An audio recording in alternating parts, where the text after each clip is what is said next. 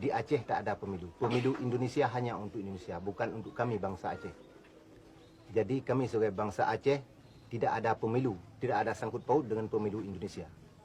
Kami hanya mementingkan kemerdekaan negeri kami Aceh. Hidup Aceh merdeka! Hidup!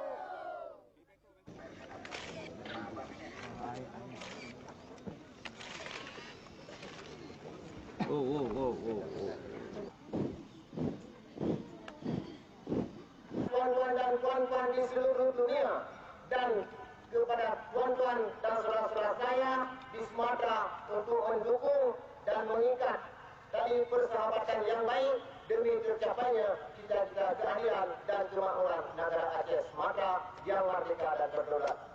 Alhamdulillah, kita sedang membina dari awal sampai sekarang bertahap-tahap dan masyarakat sekarang sudah siap untuk ikut serta memperjuangkan kemerdekaan sampai negara Aceh merdeka.